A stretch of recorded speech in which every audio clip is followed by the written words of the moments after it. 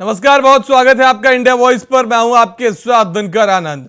झारखंड के मुख्यमंत्री हेमंत सोरेन ने स्थानीयता का मुद्दा राज्य में एक बार फिर गरमा दिया है, यह कहते हुए कि 1932 हमारा मुद्दा था और आगे भी रहेगा। सीएम के इस बयान के बाद प्रदेश में एक बार फिर वार पलटवार देखने को मिल रहा है। ऐसे में एक बार फिर सवाल यह उठ रहा है कि आखिर इस खतियान की लड़ाई कब तक चलेगी, कब तक इस लड़ाई में झारखंड के युवा पिछते रहेंगे। आज इसी पर करेंगे सियासी चर्चा। हमारे साथ चर्चा के लिए जुड़ेंगे पैनल, जिसमें पवन गोयल हैं, नेता बीजेपी के, लक्ष्मी नारायण तिवारी हैं, नेता कांग्रेस से, सौरभ दुबे हैं, राजनीतिक विश्लेषक है। आप तीनों का हमारे साथ जुड़ने के लिए बहुत बहुत स्वागत है।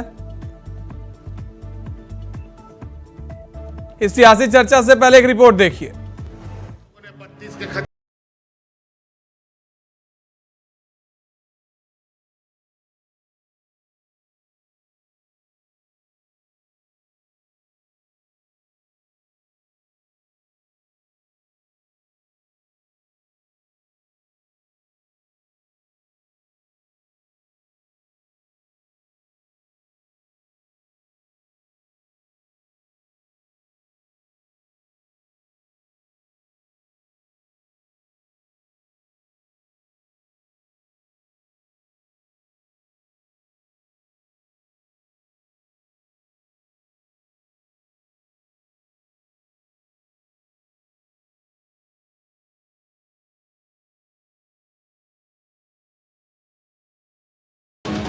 हम लोगों ने 32 के खतियान के आधार पर नियुक्ति लेने का कानून बनाया। हमारे बीजेपी और आजसू के लोग मिलकर कोर्ट में जाकर के चुनौती दे करके वो 32 के हमारे कानून को धाराशाही करने का काम किया। और अब जब हम अपनी पुरानी व्यवस्था के माध्यम से बड़े पैमाने पर नियुक्तियां दे रहे हैं, एक नया नारा यहां लेके लोगों को भड़काने में लगे हुए हैं। लेकिन चिंता मत कीजिए, हमारी 1932 हमारा मुद्दा था और मुद्दा रहेगा। अभी इन लोग विद्वान लोग है ना, कोर्ट कचहरी कानून और षड्यंत्र रचने में माहिर है, झूठ बोलने में माहिर है। यही लोग हैं जो 85 का कानून बनाया, दस्तखत किया। हर राज्य अपने राज्य के स्थानीय लोगों को रोजगार के लिए कानून बनाता है, वहां जाके ये लोग चुनौती नहीं देता है। लेकिन झारखंड में जब हम अपने राज्यवासियों को नौकरी देने की बात करते हैं तो हमें चुनौती देते हैं। लेकिन अभी हम हारे नहीं हैं। लंबी छलांग के लिए हम 2 कदम जरूर पीछे आए हैं और 1932 को हम लोग पुनः फिर से आगे बढ़ाएंगे। और अभी तो थोड़ा सा एक आध दरवाजा से चोरी छुप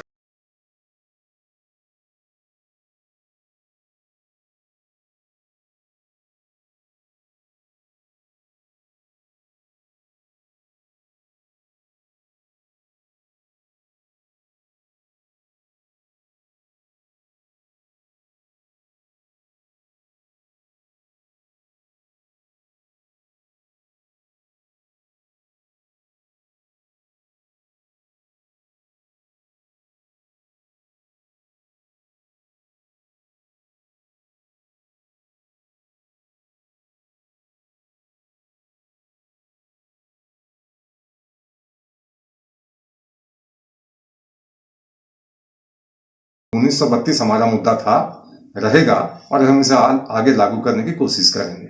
निश्चित रूप से अपने लोगों के बीच जब मुख्यमंत्री होते हैं तो उनकी हौसला अफजाई करने के लिए उनको बरगलाने की कोशिश करते हैं। मुख्यमंत्री जी को भी यह मालूम है कि जो विषय हाईकोर्ट के समक्ष गया था उसमें सरकार की दलीलों को उच्च न्यायालय ने अस्वीकार कर दिया। अब गाहे बगाहे वो इस बात का ठिकरा भारतीय जनता पार्टी पर, आजसू पर ठोकना चाहते हैं कि इनके लोगों ने 1932 के खतियान को आगे नहीं बढ़ने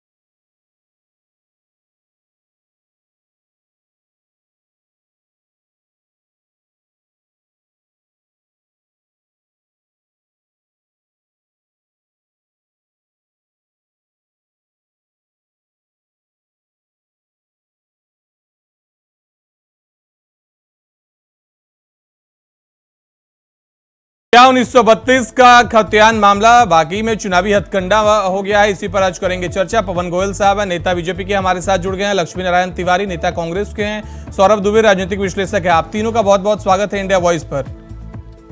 सबसे पहले मैं पवन गोयल जी आपसे ही शुरुआत करना चाहूंगा। क्या ये 22 वर्षों में जब से राज्य बना यह मुद्दा तुल पकड़ता जा रहा है, वाकई यह चुनावी हथकंडा बन गया है? क्या युवाओं के बारे में कोई सोच है?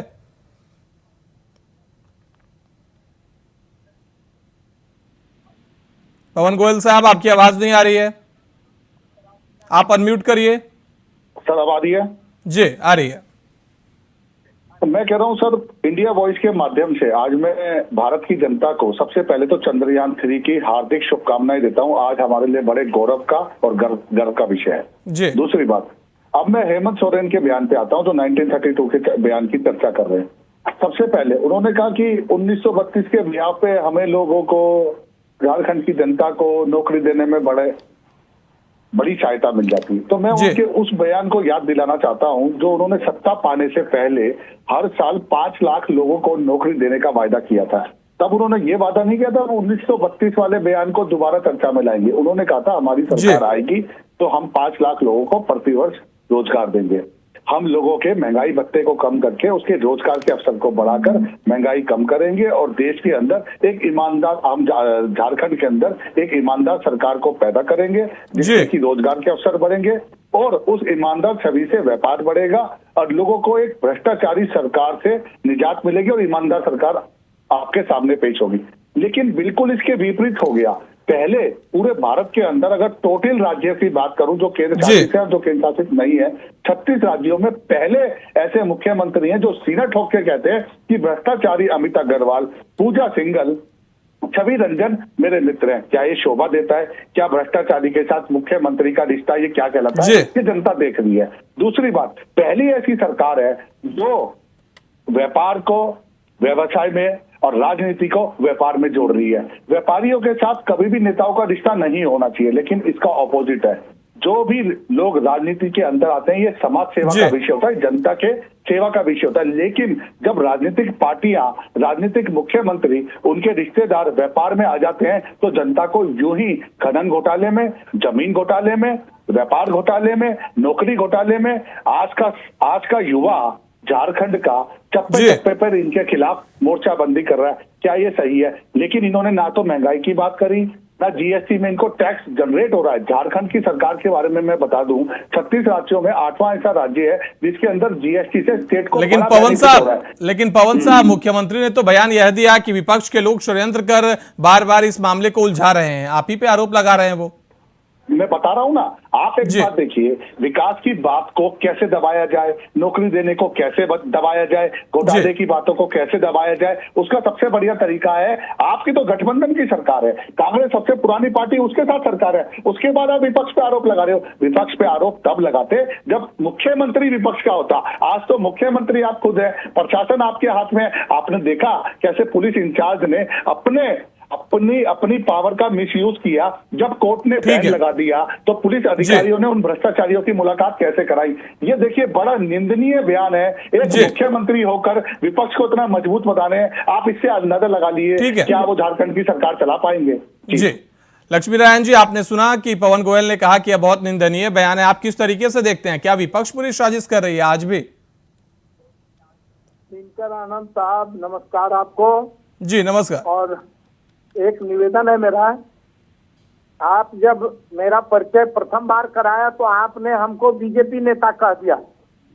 जी दूसरी बार माफी चाहता हूं इसके लिए अगर ऐसी कोई भूल हुई होगी तो।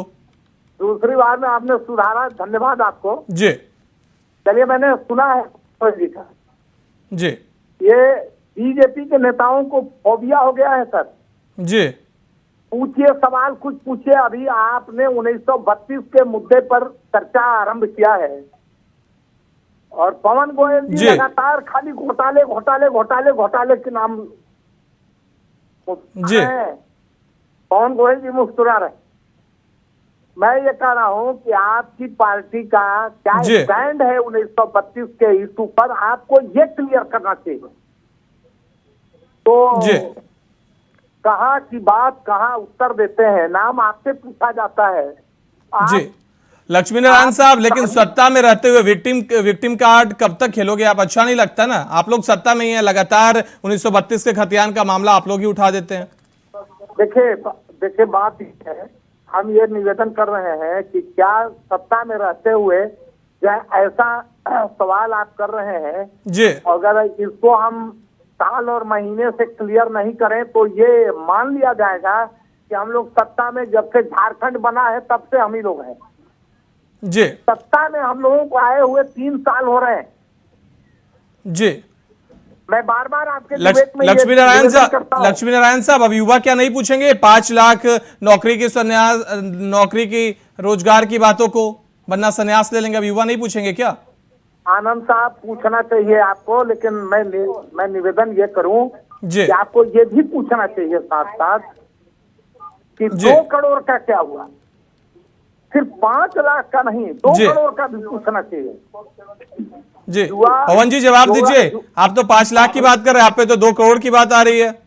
मैं बिल्कुल जवाब दूंगा। लेकिन आप एक बात देखिए, कश्मीर से कन्याकुमारी तक रेलवे बन रही है, रेलवे ट्रैक चेंज हो रहा है, 7 जंक्शन में बना गए, तो ये रोजगार के अवसर पैदा हुए। 12 किलोमीटर से 38 किलोमीटर सड़कें बन रही है, रोजगार के अवसर पैदा हुए। 5 शहरों में मेट्रो थी, 20 शहरों में मेट्रो हो रही है, ये रोजगार के अवसर पैदा हुए। 12 करोड़ शौचालय बन रहे हैं, ये रोजगार के अवसर पैदा हुए। 12 करोड़ लोगों को जनधन, 46 करोड़ लोगों के जनधन खाते खोले गए, ये रोजगार के अवसर है। 12 करोड़ महिलाओं को एलपीजी गैस का चूल्हा और सिलेंडर दिए, ये रोजगार के अवसर है। 12 करोड़ जल से नल दिया गया, उसमें जो लाइनें बिछी हुई, उसमें क्लर्क से लेके जनरल मैनेजर तक की नौकरियां मिली, जिन लोगों ने काम किया, ये रोजगार के अवसर है। मेक इन इंडिया के थ्रू 97% मोबाइल आज भारत में बढ़ रहे हैं, पहले 97% मोबाइल। लक्ष्मी नारायण साहब, सुना उन्होंने तो 2 करोड़ रोजगार का जिक्र भी कर दिया, उन्होंने इसके आंकड़े भी गिना दिए। देखिए आंकड़े ये गिना दें जी, झारखंड में बात करेंगे, जुमला बोलने में ही लोगों को महारत है, हम लोग नहीं सकते हैं। जी, झूठ बोलने में इनका कोई जवाब नहीं, इनके सब नेता पारंगत हैं, झूठ हम नहीं बोल सकते, हम लोग जुमला भी नहीं बोल सकते। हम ये निवेदन कर रहे हैं, झारखंड का निर्माण 15 नवंबर 2000 को हुआ सर। 15 नवंबर 2000 के बाद पहला झारखंड का कमान आदरणीय नेता बाबूलाल मरांडी जी को मिली। जी, बाबूलाल जी के बाद अर्जुन मुंडा जी आए, और फिर लक्ष्मी नारायण साहब खतियान पे आते हैं। खतियान पे बात चल रही थी, ये बताइए कि खतियान पर कब तक सियासत होगी? युवाओं को लेकर भी सोचिए। हमारी सरकार ने स्टैंड लिया है 1932 का खतियान। मैं निवेदन करता हूं पवन गोयल जी पे कि ये तो बेचारे क्षमता नहीं रखते, जी, के जो बड़े नेता हैं, आका हैं, उनसे ये पूछ के बताएं कि आखिर इनकी पार्टी का क्या स्टैंड है। ये कभी 1985 कहते हैं, कभी कहते हैं कि बस अभी तुरंत आगे का कटअफ ले लीजिए, ऐसा नहीं होता है। ये जुमला बोलने में भारत है, ठीक है। ये जब नहीं सकते हैं और चर्चा करेंगे, आप जब सवाल पूछेंगे तो ये कहेंगे मंदिर मस्जिद, उससे थकेंगे तो हिंदू मुसलमान, उसके बाद चले जाते हैं। ये क्या बोलेंगे? इनको रात को दिन को नींद लगती है तब, नींद खुलती है तब इनको कांग्रेस। ठीक है लक्ष्मी नारायण जी, फिर आपके पास आऊंगा। ठीक है सौरभ दुबे जी, आपसे मैं यह जानना चाहता हूं कि हेमंत सोरेन ने जो इसका जिक्र किया, मुख्यमंत्री ने कहा कि हम 2 कदम पीछे आए हैं, हम खतियान को भूले नहीं हैं, इसको किस संदर्भ में देखा जाना चाहिए? क्या एक चुनावी हथगंडा है? क्या 24 और अगले विधानसभा चुनाव को देखते हुए कहा गया है?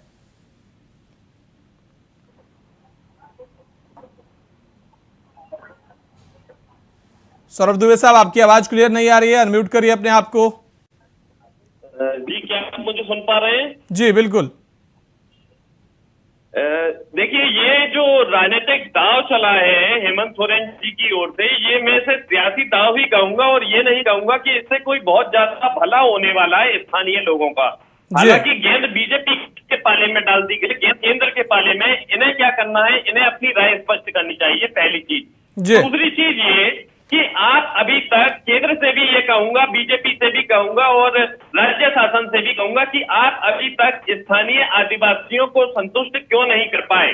आप स्थानीय लोगों को संतुष्ट क्यों नहीं कर पाए? आखिर 1932 की जरूरत क्यों? ये एक बड़ा सवाल है। उन रिकॉर्ड पर कितना विश्वास किया जा सकता है? क्यों? क्योंकि वो तो कोई अंग्रेजों के जमाने के रिकॉर्ड से क्या उन पर भरोसा किया जा सकता है? लेकिन सौरभ साहब, आदिवासियों को संतुष्ट करने के लिए ही तो लग रहा है बाबूलाल मरांडी को बना दिया गया प्रदेश अध्यक्ष। जी हाँ आनंद जी, मैं आपको बताऊं कि जी। ये ऐसा आदिवासियों को महसूस कराया जा रहा है, जी। ये एक सपना दिखाने की तरह है। जैसे एक सपना था कि 15 लाख खाते में आ जाएंगे, जी। ये एक सपने की तरह है कि अगर ये 1930 का खतियान लागू हो गया तो आदिवासियों का, स्थानीयों का बहुत कुछ भला हो जाएगा। लेकिन जी। मुझे नहीं लगता कि इसके बाद में बहुत कुछ भला होने वाला है, कोई बहुत बड़ा बदलाव नहीं आने वाला है, क्योंकि जी। एक मानसिकता बना दी गई है, एक साइकोलॉजी तय कर दी गई है कि अगर ऐसा लागू हो गया तो आप लोगों का जीवन बदल जाएगा। जीवन नहीं बदलने वाला, हमें रोजगार के अवसर बढ़ाने पड़ेंगे। अगर रोजगार के अवसर नहीं बढ़े तो नियम कोई भी लागू कर दीजिए, बेरोजगारों की फौज तो सड़कों पर घूमेगी ना। जी। इसलिए जरूरत इस बात की है कि किसी भी प्रकार से आदिवासियों को ये समझाया जाए कि 1932 नहीं बल्कि अवसर जी। बढ़ाए जाएं। अवसर की जरूरत है इस समय झारखंड को। झारखंड के प्राकृतिक संसाधन बहुत है, अवसर पैदा किए जा सकते हैं, ठीक है। अवसर बनाए जा सकते हैं, लेकिन अभी राजनीति हो रही है सिर्फ 32 के ऊपर, इसके अलावा कुछ नहीं। ठीक है पवन गोयल साहब, आपने सुना लक्ष्मी नारायण जी को भी, आपने सौरभ दुबे जी को भी सुना। उन्होंने कहा कि आदिवासियों को लेकर आप लोग रुखिया स्टैंड अपना क्लियर नहीं करते, आप लोग बताते ही नहीं कि आप लोग किसको मानते हैं। आदिवासियों का कौन सा 1932 को मानिएगा या फिर रघुवर दास ने जो कहा था उसको मानिएगा, बाबूलाल मरांडी को मानिएगा? जी, ये तो भगवान का शुक्र है कि झारखंड में भाजपा के सीएम नहीं है, वरना जी। दुबे जी अभी झारखंड के अगर बाबूलाल मरांडी सीएम होते तो धज्जियां उड़ा देते। समझ रहा हूँ कि ये कांग्रेस के प्रवक्ता हैं। अभी इन्होंने झारखंड के ऊपर बात कोई नहीं करी कि जो उन्होंने सरकार ने वादे किए थे उनका क्या हुआ।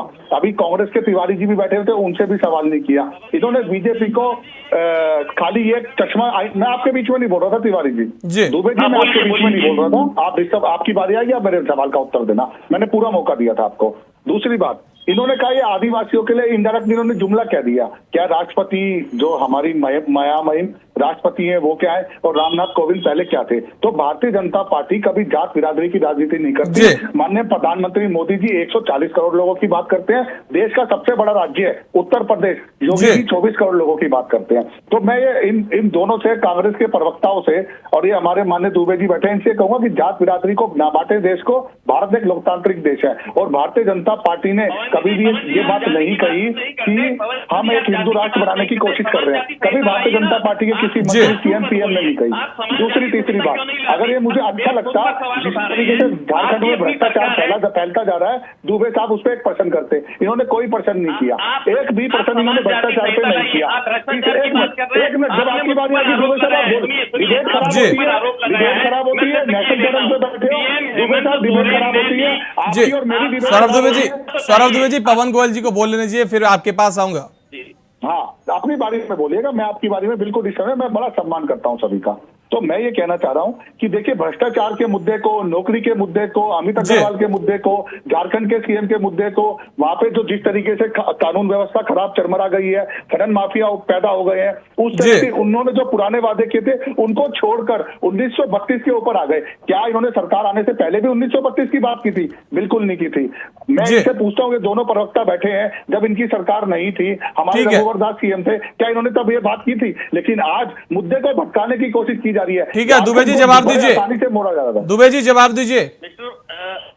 पवन गोयल जी, माननीय पवन गोयल जी, आरोप लगाना सोच समझ कर चाहिए। वो इसलिए मैं केवल आपके बारे में नहीं कह रहा, मैं हेमंत सोरेन जी के बारे में भी कह रहा हूं कि हेमंत सोरेन जी ने 1932 के बारे में मंच पर चढ़कर जो बातें कही उनमें झूठ भी शामिल था।